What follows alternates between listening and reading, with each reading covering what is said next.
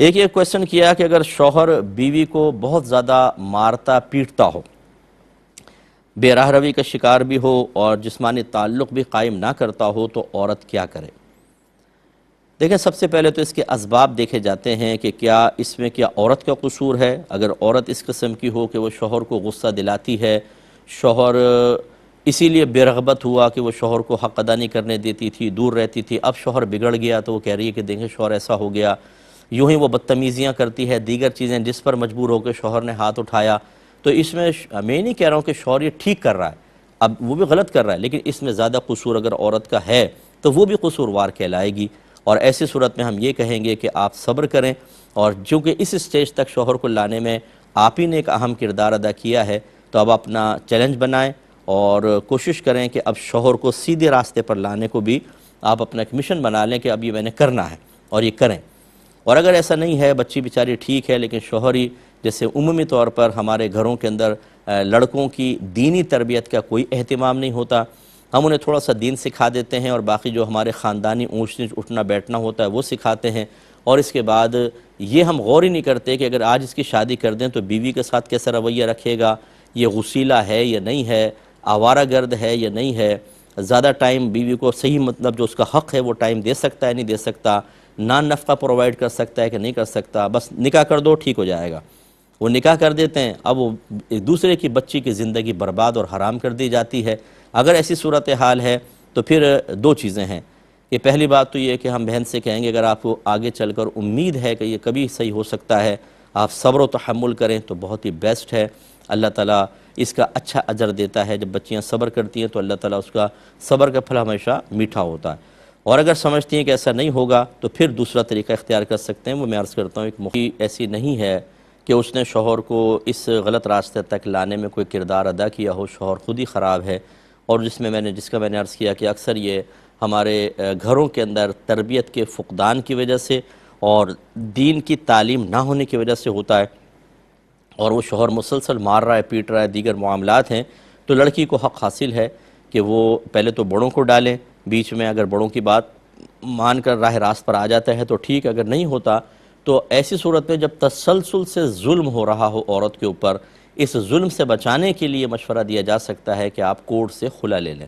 اگر شوہر راضی نہیں بھی ہوتا، ون سائیڈڈ فسخ خلا اس صورت میں ہے اس کی اجازت دی جائے گی کہ جب مسلسل شوہر کی طرف سے ظلم و ستم ہو رہا ہو، مارنا پیٹنا، نان نفقہ دے نہیں رہا، جسمانی تعلق قائم نہیں کر رہا، تو اس ظلم مسلسل سے عورت کو بچانے کے لیے بالکل اس کی اجازت دی جا سکتی ہے۔ بعض لوگ اس پر مطلب ہمارے جو احناف ہیں، چونکہ فقہ حنفی میں دو وجوہات کی بنا پر ہی شوہر کی غیبت میں یا غیر موجودگی میں جج جو ہے وہ فسخ نکاح کر سکتا ہے، وہ دو صورتیں بیان کی ہیں۔ ایک مفقود الخبر کہ جب شوہر کی خبر ہی نہ ہو، غائب ہو جائے بالکل کچھ عرصے گزارنے کے بعد، جس کا آگے مسئلہ آ رہا ہے میں بتاتا ہوں، اور دوسرا شوہر جسمانی تعلق پر بالکل بھی قادر نہ ہو، تو ایسی صورت میں مسئلہ ہے، باقی کے اندر نہیں۔ لیکن میں کہتا ہوں کہ اگر خدا نخواستہ خود آپ کی بیٹی کے ساتھ یہ معاملہ ہو کہ جب وہ گھر پر آئے یہاں سے سوجا ہوا ہے، یہاں سے کان سے خون نکل رہا ہے، ایک لڑکی کو میں نے دیکھا اس کے کان سے خون نکل رہا تھا لاہور ایئرپورٹ پہ، مجھے ایک نوجوان نے بتایا کہ شوہر نے مار مار کے اور زنجیروں میں باندھا رکھا اس کو وراثت کے یا مال کے مسئلے کے سلسلے میں۔ اگر آپ کی بیٹی ایسی آئے، اس کی آنکھ سوجی ہوئی ہے، ناک سوجی ہوئی ہے، اور جسمانی تعلق پورا نہیں کر رہا، نان نفقہ نہیں دیتا، تو کیا آپ یہ کہیں گے بیٹا صبر کرو اور تسلسل مر جاؤ، پٹ جاؤ، تمہارے دانت توڑ دے، تمہاری آنکھیں پھوڑ دے، تم ایسی کرتی رہو؟ کیونکہ ہمارے مذہب میں اجازت نہیں ہے، بالکل اجازت ہے ہمارے مذہب کے اندر کہ ضرر مسلسل سے بچی کو بچانے کے لیے ایسا کریں۔ ہاں، ہم یہ ضرور کہتے ہیں کہ بعض اوقات اتنا شدت نہیں ہوتی، لیکن جب بچی جا کر کسی وکیل سے مشورہ کرتی ہے تو بعض وکلاء ایسے ہوتے ہیں جو عورت سے کہتے ہیں کہ آپ کا کیس ویک ہے، کمزور ہے، آپ تھوڑا اس میں الزامات لگائیں کہ شوہر بہت مارتا ہے، پیٹتا ہے، نان نفقہ نہیں دیتا، جسمانی تعلق قائم نہیں کرتا، جوا کھیلتا ہے، شراب پیتا ہے، غیر عورتوں سے مراسم، یعنی جھوٹ لکھوا کر پھر وہ فسخ نکاح لیتے ہیں۔ اس کو ہم منع کرتے ہیں کہ ایسا بالکل صحیح نہیں ہے۔ ابھی بھی میری اس بات کو سن کر کوئی ایسا نہیں کہ کوئی ازغد فیصلہ کر لے۔ اچھی طرح یاد رکھیں، یہ میں نے صرف ایک مسئلہ بتایا، اگر آپ کے ساتھ یا آپ کے خاندان کی کسی بچی کے ساتھ اس قسم کو کوئی مسئلہ ہو، پوری سچویشن لکھ کر کسی اچھے مستند مفتی صاحب کے پاس جائیں اور ان سے اس پر فتویٰ لیں، ریٹن فتویٰ حاصل ہو جائے، وہ اجازت دے دیں تو پھر عملی قدم اٹھائیں۔ اگر وہ منع کرتے ہیں، اور یقینی سی بات ایک سمجھدار مفتی جو ہے وہ دیکھ بھال کری یس یا نو کرے گا، اس کے تقاضے کے مطابق عمل کیجئے. یہ نہیں کہ آپ ہماری کلپ سنیں اور کہیں صاحب نے کہہ دیا ہے تو ٹھیک ہے چلو بھائی. تو بعض بچیاں تو صرف ایک 38 دن کے اندر تھوڑا سا شوہر نے ڈاٹا ڈپٹا انہوں نے کہا جی میں تو خلا لے رہی ہوں. ایسا نہیں ہوتا خلا، یاد رکھیں اس کے لیے سخت حکم ہوتا ہے. لیکن مسلسل ظلم اور بہت زیادہ ہو تو وہ صورتحال ہے جو میں نے عرض کی ہے. ایک بھائی نے فرمایا کہ بچی کا نام مدینہ رکھ سکتے ہیں. دیکھیں مدینہ عموماً شہر کا چونکہ نام ہے اور یہ مذکر استعمال ہوتا ہے اگرچہ اس کے آخر میں تا ہوتی ہے، لیکن یہ ویسی ہے جیسے عائشہ رضی اللہ تعالیٰ عنہ کے آخر میں تا ہے، اور تو طلحہ کے آخر میں بھی تا ہے، لیکن طلحہ مذکر کے لیے استعمال ہوتا ہے اور عائشہ کا لفظ جو ہے وہ مؤنث کے لیے استعمال ہوتا ہے. تو یہ بچوں کے نام تو رکھے جاتے ہیں مدینہ، جیسے مدینہ آ گیا اسی لیے ہم کہتے ہیں، مدینہ آ گئی نہیں کہتے. ہاں اگر اس کے ساتھ بی بی کا لفظ بڑھا دیں، مدینہ بی بی یا بی بی مدینہ، تو چلو پھر تو کچھ ایسا ہو سکتا ہے. لیکن بہرحال لڑکوں کے نام رکھے جائیں، بچیوں کے نام نہ رکھیں. اور ہمارا مشورہ یہ ہوگا کہ نبی کریم صلی اللہ علیہ وسلم کے فرمان عالی شان کو بنیاد بنائیں کہ سرکار صلی اللہ علیہ وسلم نے ارشاد فرمایا انبیاء علیہم السلام کے نام پر نام رکھو. اور یقیناً لڑکوں کے رکھ سکتے ہیں، لڑکیوں کے تو نہیں، کیونکہ نبی صرف مرد ہوئے ہیں. اور فرمایا کہ اچھوں کے نام پہ نام رکھو، نیکوں کے نام پہ نام رکھو. تو بچیوں کے نام اکثر صحابیات کے نام پہ رکھیں. اور میں سب سے گزارش کرتا ہوں خدا را انفرادیت تلاش نہ کریں، بلکہ ایسا نام رکھیں کہ جب بچی کا نام لیا جائے تو ہماری توجہ ہمارے اکابرین کی طرف جائے. ایسی کوشش کریں. ایسے نام نہ رکھیں کہ نام لیے جائیں تو کوئی غیر مسلم ذہن میں آئے، فضول قسم کی چیز میں ذہن میں آئے، یا کچھ بھی ذہن میں نہ آئے، بس سامنے والی کی آئے. یہ بھی کوئی میں منع نہیں کر رہا ہوں، ناجائز نہیں کہہ رہا ہوں، لیکن پری پلان میں نے دیکھا یہ کام ہو رہا ہے کہ ہمارے درمیان ان ناموں کو عام کر دیا جن کو لیا جائے تو ہمارا تعلق ماضی سے کٹ ہی جائے گا. اور ان ناموں سے بیزاریت ڈالی جا رہی ہے کہ اگر ان ناموں کو لیا جائے تو اکابرین کی طرف ذہن جائے کہ کم از کم چلو فکری تعلق تو قائم ہو. مثلا بچی کا نام خدیجہ ہے، عائشہ ہے، فاطمہ ہے، مریم ہے، ماریہ ہے، یہ ازواج مطہرات کے نام ہیں. تو جب آپ نام پکاریں گے تو بچی کا نام رکھا ہے حالانکہ، لیکن چونکہ وہ اکابرین سے نسبت رکھتا ہے تو ضرور توجہ اکابر کی طرف بھی جائے گی، بزرگوں کی طرف جائے گی، اور یہ بہت اچھی چیز ہوتی ہے. کوشش کریں اسی طرف آپ آئیں. کسی نے پوچھا کہ اگر کوئی روزہ رکھا ہو، کسی نے روزہ رکھ لیا اور وہ سو گیا اور پھر اس کو خواب میں ایک لذت والی فیلنگ بھی محسوس ہوئی، لیکن جب جاگ کر کپڑے وغیرہ چیک کیے تو کوئی تری نہیں تھی، تو روزے کا کیا حکم ہوگا اور غسل واجب ہوگا یا نہیں ہوگا؟ دیکھیں غسل میں نبی کریم صلی اللہ علیہ وسلم کا بنیادی اصول یہی ہے کہ اگر کوئی خواب دیکھتا ہے لیکن صبح اٹھ کر تری نظر نہیں آتی تو اس پہ غسل واجب نہیں ہے. اور اگر خواب وغیرہ کوئی یاد نہیں ہے لیکن صبح اٹھنے پہ تری نظر آئی جس کا مادہ منویہ ہونے کا یقین ہے یا غالب گمان ہے تو بہرحال اس کا غسل اس پہ غسل واجب ہو جائے گا. اور روزے کا مسئلہ یہ ہوتا ہے کہ روزے کی حالت میں چاہے احتلام ہو یا نہ ہو روزے پہ کوئی فرق نہیں پڑتا، ٹھیک ہے نا. سوتے کی بات کر رہا ہوں کہ اگر خود بخود غسل واجب ہو جاتا ہے سوتے میں تو اس سے روزے پر کوئی فرق واقع نہیں ہوتا. روزہ اس صورت میں ٹوٹے گا کہ جب روزہ یاد ہو اور انسان جان بوجھ کر اپنے اوپر غسل واجب کرے،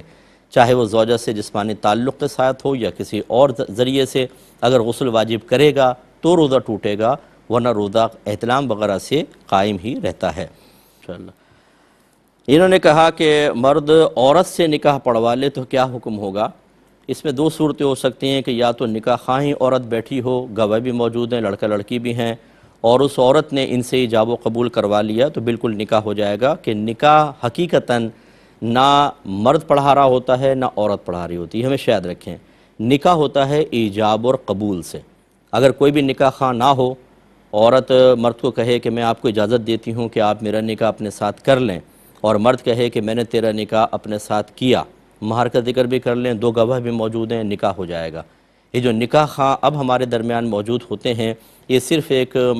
فارمیلٹی پوری کرنی ہوتی ہے، ایک ہمارا نکاح فارم فل کرنا ہوتا ہے، اس وجہ سے یہ باقاعدہ یعنی قانونی حیثیت اس کی ہو گئی ہے، ورنہ یہ کوئی ضروری نہیں ہوتا. اسی لیے تجدید نکاح کے اندر جب ہم کہتے ہیں، بعض لوگ گھبرا جاتے ہیں کہ ہمیں اب نکاح خواہ کو بھی بلانا پڑے گا. ارے بھائی نہیں بلانا پڑے گا، آپ میاں بیوی سامنے بیٹھو، دو گواہ اپنے یہاں موجود کرو، عاقل بالغ مسلمان ہونے چاہیے، ان کے سامنے ایجاب و قبول کر لیجئے، نکاح ہو جائے گا. تو ایک تو صورت یہ ہے. دوسرا یہ کہ عورت سے پڑھوا لیے کا مطلب یہ ہے کہ یوں شوہر نے کہا بھی میں اجازت دیتا ہوں کہ تم میرا نکاح اپنے ساتھ کر لو،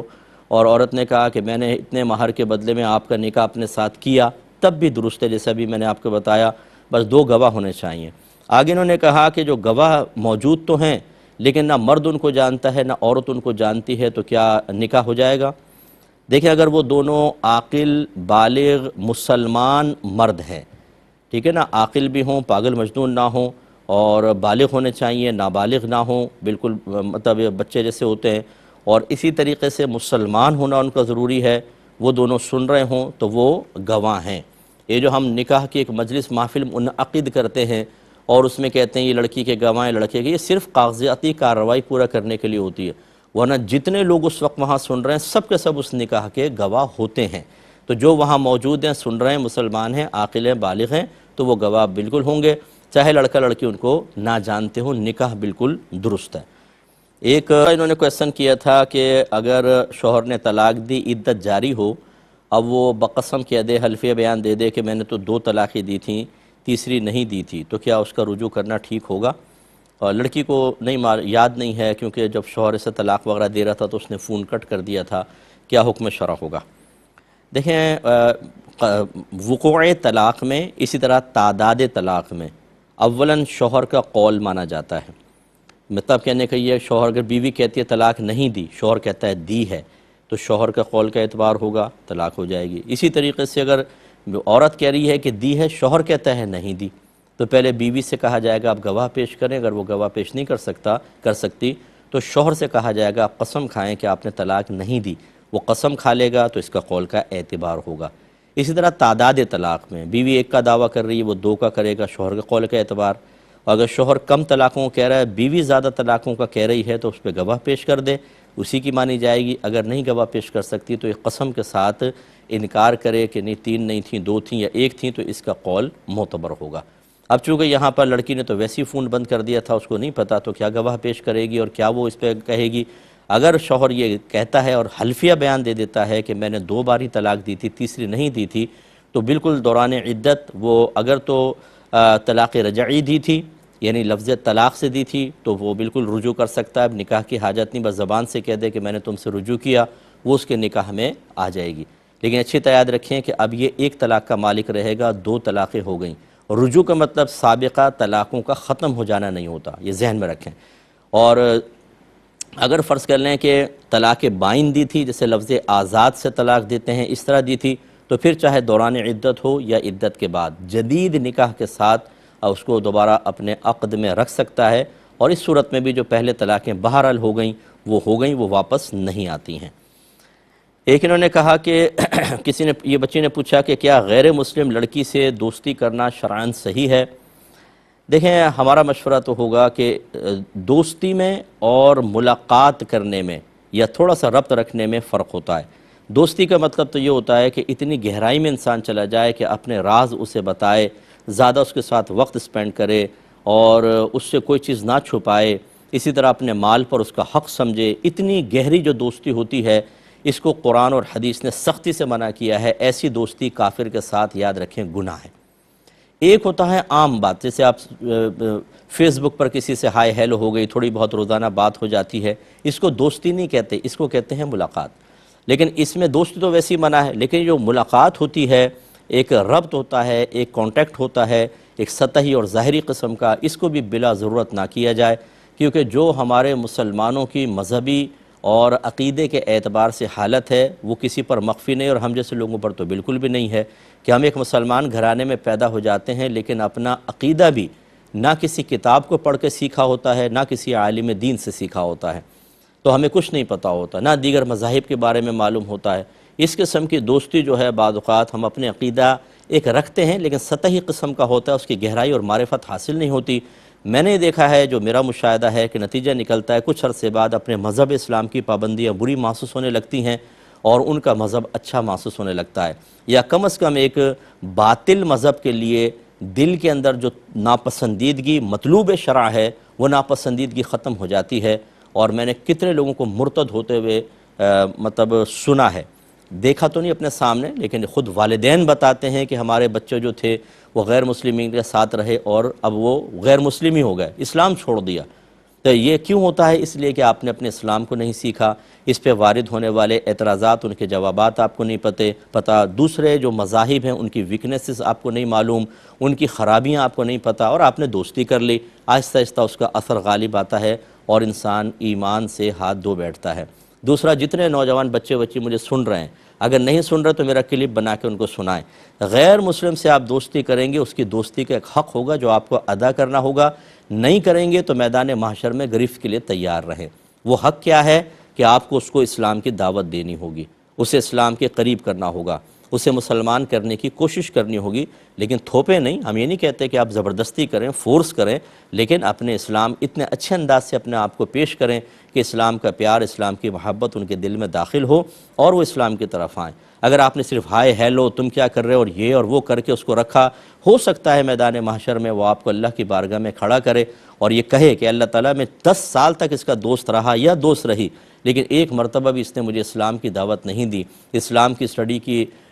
آفر نہیں کی، اگر ہوتا تو شاید میں مسلمان ہو جاتی۔ بس وہاں پہ آپ کی گرفت ہوگی اور آپ پھنس جائیں گے۔ اس قسم کے کئی واقعات حدیثوں میں موجود ہیں، اطلاعات موجود ہیں کہ ایک بیوی بچے ہوں گے، وہ اپنے شوہر کے بارے میں یہ دعویٰ کریں گے، بچے اپنے باپ کے خلاف دعویٰ کریں گے کہ اللہ تعالیٰ اس نے ہمیں حرام لا کر کھلایا، اگر یہ حلال کھلاتا ہم حلال کھاتے، اس نے حرام کھلایا، اسی گریب فرما، تو اللہ تعالیٰ اس کی نیکیاں ان کے نام اعمال میں ڈالے گا اور ان کے گناہ پھر اس کے نام اعمال میں ڈالے جائیں گے، حساب پورا نہیں ہوگا، اس کو جہنم میں پھینک دیا جائے گا۔ تو اس طرح یہ صحبتوں کے بھی حق ہوتے ہیں جو آپ کو ادا کرنے ہیں۔ یہاں صورتحال یہ ہوتی ہے، ایک نوجوان نے، میں نے یہاں پہ سوال ڈسکس بھی کیا تھا کہ کسی نے پوچھا کہ آپ مسلمان ہیں، تو کہا میں نے شرم کی وجہ سے یا ڈر کی وجہ سے کہ شاید دوستی نہیں کرے گا، میں نے کہا نہیں میں غیر مسلم ہوں، اب مجھے گلٹ فیل ہو رہا ہے۔ یعنی ایسی جب صورتحال ہو کہ آپ اسلام کو پیش کرتے ہوئے شرم محسوس کریں، مسلمان ہونے کو ظاہر کرنا ہی آپ کے لیے باعث شرم بن جائے، تو کیا کسی کو آپ اسلام کی دعوت دیں گے؟ اور وہ بیچارہ اگر آپ کی اسلام کی دعوت قبول نہیں کرتا، یہ ہماری ہمدردی ہے اس کے ساتھ، وہ ہمیشہ ہمیشہ کے لیے جہنم میں چلا گیا، تو آپ کو کوئی بھی زد نہیں پہنچے گی۔ اگر ایک مسلمان دوست بھی ہوتا ہے، یاد رکھیں آپ نماز پڑھتے ہیں، اس کو نماز کی تلقین کرنا واجب ہوتا ہے، اگر وہ گناہ کر رہا ہے تو اس کو نیکی کا حکم کرنا، برائی سے روکنا واجب ہوتا ہے، نہیں کریں گے آپ نے دوستی کا حق ادا نہیں کیا، بروز قیامت آپ بری طریقے سے پھنس جائیں گے۔ اس لیے دوستیاں کم سے کم کریں، اور کریں تو ذرا دوستی کا حق ادا کرنے کے بارے میں بھی علم حاصل کریں، ورنہ آخرت میں شدید گرفت ہو سکتی ہے۔ ایک یہ بچی نے پوچھا کہ اگر کسی کی خدا نخواستہ فجر کی نماز چھوٹ جائے تو کیا سورج جب نکل آتا ہے، طلوع آفتاب ہو جاتا ہے، اس کے بعد لڑکی بھی قضا کر سکتی ہے، صرف لڑکوں کو قضا کرنی ہوتی ہے؟ دیکھیں نماز کی ادائیگی کا تعلق صرف مردوں کے ساتھ تو نہیں ہے، تو مرد عورت دونوں کے لیے یکساں ہے، لہٰذا جو بچیاں ہیں، ہماری بہنیں ہیں، اگر خدا نخواستہ کبھی فجر کی نماز نکل جاتی ہے تو ان کو بعد میں قضا کرنی چاہیے۔ یہی ہمارے نبی کریم صلی اللہ علیہ وسلم کا طریقہ رہا کہ بامر مجبوری جب بھی آپ کی نماز نکلی ہے، جیسے غزوہ خندق میں 4 نمازیں جنگ کے دوران نکلی، اسی طرح سفر کے دوران سو گیا تھا قافلہ، پوری رات سفر کیا تھا، تھکے ہوئے تھے، حضرت بلال رضی اللہ تعالیٰ عنہ کو فجر کی نماز میں جگانے کے لیے مقرر کیا، لیکن آپ پر بھی نیند کا غلبہ ہو گیا اور نماز نکلی، تو میرے آقا صلی اللہ علیہ وسلم نے فوراً سے پیشتر با جماعت نماز کی قضا کو ادا کیا۔ یہ جو ہمارے بعض بھائی بہن کہتے ہیں قضا کا کوئی تصور نہیں ہے، کوئی قضا نہیں کرنی چاہیے، کیا آپ اپنے نبی کے طریقے پہ نہیں چلنا چاہتے؟ کیا آپ کو یہ نہیں معلوم کہ نبی کریم نے جب نماز نکلی ہے تو فوری طور پہ اس کو قضا کیا ہے؟ نبی کریم کی سنت سے روکنا، آپ کے طریقے سے روکنا، اس میں آپ کو کس چیز کا ثواب مل رہا ہے؟ اگر کوئی اپنی قضائے عمری ادا کر رہا ہے تو بھائی قضائی ادا کر رہا ہے، نماز پڑھ رہا ہے، کوئی شراب کی تلقین تو نہیں کی اس کو، حرام کام کی تو نہیں کی، ہر اس چیز سے روکنے کی کوشش کہ جو انسان کو اللہ تعالیٰ کی راہ کی طرف لے کر آئے، سنت کی ادائیگی کا اس کو موقع مل رہا ہو، اس کو روکنے کی کیوں کوشش کی جائے اور کس جذبے کے تحت کی جائے، یہ مناسب نہیں ہے، ایسا نہیں کرنا چاہیے۔ تو خلاصہ کلام یہ ہے کہ آپ کو بھی قضا کرنی ہوگی۔ ایک یہ کویسچن کیا تھا کہ کیا عورت اگر حاملہ ہے تو اس کا نکاح ہو جائے گا کہ نہیں ہو جائے گا؟ دیکھیں نکاح بعض صورتوں میں ہو جائے گا، بعض صورتوں میں منع کیا جائے گا۔ مثال کے طور پر اگر کوئی عورت حاملہ ہے اور زنا سے حاملہ ہے تو اس کے اوپر تو چونکہ عدت نہیں ہوتی، اس سے نکاح ہو سکتا ہے، لیکن اب وہ حمل اگر اسی شخص کا ہے تو پھر جسمانی تعلق بھی قائم کر سکتا ہے، اور اگر حمل کسی اور کا ہے لیکن اس نے نکاح کر لیا تو جب تک بچہ پیدا نہ ہو جائے جسمانی تعلق قائم کرنا منع ہوگا۔ اور فرض کر لیں کہ اگر وہ حاملہ تھی، شوہر فوت ہو گیا تو یقینی سی بات ہے کہ عدت چل رہی ہے اس کی۔ اسی طریقے سے کسی نے طلاق دی تھی، اس کی بیوی حاملہ ہے تو یہ حمل کے دوران عدت جاری ہوتی ہے، عدت کے دوران نکاح نہیں ہو سکتا، لہٰذا ابھی نہیں کریں، جب اس کے بعد عدت ختم ہو جائے اس کے بعد نکاح ہوگا۔ یہ کہتے ہیں کہ کوئی نعت پڑھ رہا تھا تو کہا یہ کیسا گا رہا ہے، تو نعت کو گانے کے ساتھ تشبیہ دینا یا تعبیر کرنا کیا حکم شرع ہوگا؟ دیکھیں اگر یہ غلطی سے منہ سے نکل گیا تب تو اس کو اوائڈ کرنا چاہیے، جان بوجھ کے کہنے میں کوئی سخت حکم تو نہیں ہوگا کہ حرام اور گناہ کبیرہ کا ہو، لیکن غیر مناسب ہے کہ ہمارے ہاں جب لفظ گانا کہا جاتا ہے تو اکثر منفی تصور قائم ہوتا ہے، اور نعت شریف کہا جاتی ہے تو میرے آقا صلی اللہ علیہ وسلم کی ثنا اور تعریف پر مشتمل کلام ذہن میں آتا ہے۔ تو اب نعت کو گانے سے تعبیر کرنا یقیناً کوئی توہین یا تحقیر کا ارادہ تو ایک مسلمان نہیں کرے گا، ہمارا حسن ظن ہے، لیکن سامنے والوں کے ذہن میں غلط تصور قائم ہوگا کہ جیسے گانوں کے اندر غلط مفاہیم بیان کیے جاتے ہیں، شاید وہ نعت کو بھی ایسا سمجھ رہا ہے، لہٰذا یہ لفظ نعت شریف کے لیے بالکل استعمال نہ کیا جائے، اور احتیاطاً اگر کسی کے سامنے ایسے لفظ کہے تھے تو اس کو اعلانیہ توبہ کرنی چاہیے تاکہ لوگوں کے دل میں بدگمانی پیدا نہ ہو اور غیبتوں اور چغلیوں کے دروازے مکمل طور پر بند ہوں۔ انہی کو لے لیتے ہیں۔ دیکھیں زمین خشک ہو کر پاک ہو جاتی ہے، یہ اصول ہمیں حدیث سے ملا ہے۔ خشک ہو کر پاک ہونے کا مطلب یہ ہے کہ اگر اس پہ کوئی نجاست گری تھی، پھر گرم ہوا، دھوپ یا شدید گرمی کی وجہ سے نہ اس پہ نجاست کا رنگ رہا، نہ کوئی اسمیل وغیرہ آ رہی ہے تو یہ زمین پاک کہلائے گی۔ جیسے مٹی کے اوپر پیشاب کر دیا کسی بچے نے، پھر دھوپ وغیرہ پڑی ہے، بالکل نہ اسمیل رہی، نہ اس کے اوپر کوئی نشانات وغیرہ ہیں تو پاک ہے۔ یہ ہمارے فرش کا مسئلہ ہوتا ہے، تو یہ پاک ہو جاتے ہیں۔ اب اگر آپ کا دل نہیں مان رہا تو بہرحال آپ اس کو پاک کر سکتے ہیں، یعنی پانی باقاعدہ بہا سکتے ہیں، یا کوئی مطلب فنائل وغیرہ کا پوچھا وچا مار کے چھوڑ دیں، جب خشک ہو جائے گا بالکل، اسمیل تو ویسی ختم ہے اور پھر نجاست کا اثر ختم ہو گیا ہے، پاک ہو جائے گی۔ ابھی بہن نے پوچھا کہ چلیں یہ تو زمین کا مسئلہ ہے، لیکن جو سلیب وغیرہ ہوتی ہیں، کوئی دیوار کھڑی ہوئی ہے، اس کا کیا مسئلہ ہوگا؟ تو دیکھیں جو چیزیں زمین سے اتصال رکھتی ہیں، متصل ہیں کہ وہ ہٹتی نہیں ہیں، جڑی ہوئی ہیں، ان کا حکم پھر زمین کا ہی ہوتا ہے۔ تو چنانچہ یہ تو مطلب دیوار آپ نے کہا یا سلیب وغیرہ کہی، یہ جو درخت ہوتے ہیں اور یہ جو گھاس وغیرہ کھڑی ہوتی ہے، اس کے اوپر اگر پیشاب کر دیں تو یہی زمین والا حکم ہوتا ہے کہ جب تک وہ مطلب اس پہ نجاست کا اثر ہے، ناپاک ہیں، اور خشک ہو گئے تو پاک ہو جائیں گے۔ ایسی جو اینٹ زمین میں گڑی ہوئی ہے کہ آپ نکالیں تو نکلے نہیں، اس کا حکم زمین والا ہی ہوگا۔ تو لہٰذا ان چیزوں کا بھی یہ حکم ہوتا ہے کہ جو متصل ہوتی ہیں، زمین کے ساتھ متصل ہوتی ہیں۔ اب اگر یہ مطلب ایک جیسے کچن کی سلیب ہے، اس کے اوپر ہو جائے تو یہ تھوڑا سا مطلب اس کو زمین سے اتصال نہیں کہتے، دیوار سے اتصال کہتے ہیں، ان کو پاک کر لیں تو بیسٹ ہے اور بہتر ہے۔ لیکن ان میں بھی یہ اصول ہو سکتا ہے کہ اگر آپ اس پر اچھی طرح کپڑا وپڑا پھیر دیں اور وہ ہوا وغیرہ سے خشک ہو جائے تو وہ پاک مانی جائیں گی، پانی بہانا لازم نہیں ہوگا، کیونکہ بہرحال کسی نہ کسی طرح زمین سے اتصال ہے اس کا۔ تو زمین سے جو چیز متصل ہوتی ہے اس کا بہرحال حکم یہی ہوتا ہے۔ ایک ہی کہتے ہیں کہ گائے کلیجی وغیرہ، گائے کا گوشت لائے، کلیجی وغیرہ دھو رہے ہوتے ہیں تو اس کی چھینٹیں کپڑوں پہ پڑ جاتی ہیں، حکم کیا ہے؟ دیکھیں جو گوشت میں خون رہ جاتا ہے یا کلیجی وغیرہ کے اندر، یہ پاک ہوتا ہے، لہذا اگر وہ ڈائریکٹ بھی کلیجی آپ کے کپڑے پہ گر جائے تو کپڑے پاک رہیں گے۔ ہاں اگر جیسے کوئی گائے ذبح کی آپ نے، اس کا بہتا خون ہے، اس میں کلیجی گر گئی،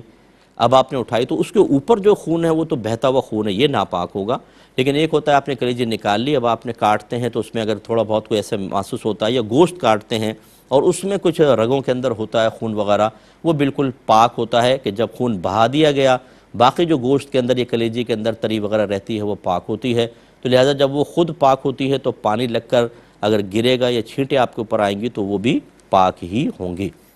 ایک انہوں نے کہا، ایک بہن نے فرمایا کہ اگر سیڑھی پہ نجاست ہے، مثال کے طور پر بارش ہوئی اور وہ سب بہہ گئی تو کیا پاک ہو جائیں گی؟ جی بالکل، یہ اصول یہی ہوتا ہے کہ یا تو زمین خشک ہو کے پاک ہوتی ہے، یا متصل چیزیں خشک ہو کر پاک ہوتی ہیں، اور یا پھر اتنا زیادہ پانی اس پر بہا دیا جائے کہ آپ کو یقین حاصل ہو جائے کہ پانی نجاست کو اپنے ساتھ بہا کر لے گیا تو وہ چیز بالکل پاک ہو جاتی ہے۔ تو ایسی اگر کوئی روڈ وغیرہ ہیں یا کہیں پہ جیسے ناپاک پانی ہوتا ہے، اب وہ جمع ہے روڈ پہ، بارش ہوئی اور سارا کا سارا بہہ کے گٹروں میں چلا گیا، اب جو پانی جمع ہے وہ تو بارش کا ہے، وہ تو ناپاک تو سب بہہ گئے، یہ بھی پاک ہو جائے گا۔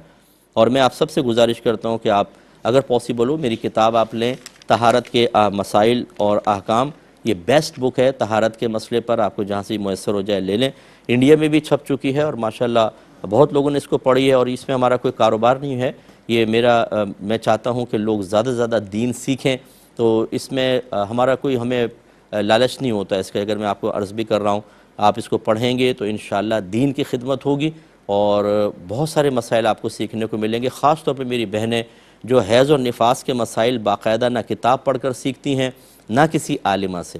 امی سکھائیں گی، دادی، خالہ، پھپھی، کزنز، بڑی بہنیں، ان سے آپ نے مسائل سیکھے ہوتے ہیں اور اس میں اتنی خرابیاں ہوتی ہیں جس کو کوئی انتہا نہیں، کیونکہ انہوں نے بھی اس طرح کسی سے باقاعدہ نہیں سیکھا ہوتا. تو ضرور آپ سیکھیے، بہت انشاءاللہ فائدہ ہوگا. کچھ اور فیئر کویسچنز ہیں. یہ کہتے ہیں کہ بہن کہتی ہیں ہم دکان پہ بعض اوقات کپڑے خریدنے جاتے ہیں، وہ کوئی قیمت بتاتا ہے، ہم کہتے ہیں نہیں کم از کم کم کر دو، تو وہ کہتا ہے ہم چلو 10% آپ کو کم کر دیتے ہیں. ہم کہتے ہیں نہیں 20% کم کرو. جب وہ مان جائے کہ چلو ٹھیک ہے تو کیا مزید ہم کم کروا سکتے ہیں کہ نہیں؟ دیکھیں اس میں دو صورتیں ہیں. ایک تو یہ کہ کوئی فکس اماؤنٹ آپ نے آفر کیا اور اس نے قبول کر لیا، اس میں تو اب آپ پیچھے نہیں ہٹ سکتے. مثال کے طور پہ اس نے 100 روپے گز کہا، آپ نے کہا نہیں 80 روپے دو، اس نے کہا چلو ٹھیک ہے 80، تو یہ سودا ڈن ہو گیا ہے. اب آپ پیچھے نہیں ہٹ سکتے. اب اس میں کمی بیشی سامنے والے کی مرضی کے بغیر نہیں ہو سکتی. اب اگر وہ خود آفر کرے چلیں آپ نے 80 کا میں آپ کو 70 میں اور دے دیتا ہوں اور کم کر دیتا ہوں، ٹھیک ہے اس کی مرضی ہے، لیکن آپ زبردستی نہیں کر سکتے. یوں ہی اس کی مرضی کے بغیر آپ نے کہا میں نے 80 کہا تھا لیکن چلو میں تمہیں 90 دے دیتی ہوں، یہ بھی ہو سکتا ہے. لیکن جب اس نے 80 کے اوپر رضامندی کر دی اور اب آپ کہیں 70، وہ کہے 70 نہیں 80 آپ نے کہا تھا، میں نے بس اس پہ ڈن کر دیا ہے، اب آپ پیچھے نہیں ہٹ سکتے ہیں. تو اس پر سودا آپ کو کرنا ہی پڑے گا. اب اگر آپ کمی کریں گے تو گناہگار ہوں گے، یا آپ سودا چھوڑ کر چلے گئے کہ ہم نہیں لیتے، تو یہ آپ نے بہت ہی غلط کیا. کیونکہ جب ایجاب و قبول ہو جاتا ہے ایک مخصوص ثمن کے اوپر، تو بیچنے والے کا حق آپ کے پیسے پر اور آپ کا حق اس کے مال کے ساتھ وابستہ ہو جاتا ہے. اب اس کی مرضی کے بغیر جانے کا مطلب اس کے حق کو باطل کرنا ہے اور آپ آخرت میں پھنسیں گے. دوسری صورت یہ ہے کہ آپ نے کہا کہ بھئی اس نے 100 روپے کہا، آپ نے کہا نہیں تھوڑا کم کرو، اس نے کہا 90، آپ نے کہا نہیں اور کم کرو. یہ ہو سکتا ہے کہ اس کے بعد آپ کم، ایسے کوئی فکس اماؤنٹ تو نہیں کہا نا، ابھی آپ تو کم کرتے چلے جا رہے کہ نہیں اور کم کرو. اس نے 80 کہا، آپ نے کہا نہیں اور کم کرو. تو یہاں پر ایسا نہیں ہے کہ جب آپ نے 90 پہ کہا اور کم کرو، اس نے 80 کر دیا تو اب ڈن ہو جانا چاہیے. نہیں، ابھی بھی چونکہ فکس رقم نہیں ہے، آپ کو اختیار ہوگا، اس سے بھی کم کی آفر آپ کر سکتے ہیں. لیکن جب فکس رقم پر آپ کر لیتے ہیں تو بس پھر جو وہی حکم ہے جو میں نے عرض کیا. ایک بھائی نے فرمایا کہ اگر کوئی غیر مسلم کھانا وغیرہ لا کر دے اور کہے کہ اس پہ فاتحہ دے دو تو کیا کریں؟ غیر مسلم کیسے آپ کو کہے گا کہ اس پہ فاتحہ دے دو؟ یہ ہو سکتا ہے کہ اس نے اپنی کوئی مذہبی چیز پڑھنے کے لیے آفر کی ہو. تو بہرحال اگر وہ غیر مسلم ہے تو ان کی جو پڑھنے والی چیزیں ہوتی ہیں اکثر وہ کفر و شرک پر مشتمل ہو سکتی ہیں، لہٰذا بالکل اجتناب کرنا چاہیے. اس میں ہمارے پروگرام خود بھی دیکھیں اور دوسروں کو ترغیب دیں، انشاءاللہ آپ کے لیے بہت بڑا ثواب جاریہ ہوگا. اب اپنے میرے لیے دعا کیجئے، ہم آپ کے لیے دعا گو ہیں کہ اللہ تبارک و تعالی آپ کو خصوصی طور پر طہارت کے مسائل سیکھ کر اپنے گھر میں ایک پاکیزہ ماحول قائم کرنے کی توفیق عطا فرمائے، گندگی سے محفوظ رہنے، ناپاکیوں سے محفوظ رہنے کی توفیق عطا فرمائے. آمین. وآخر دعوانا ان الحمدللہ رب العالمین.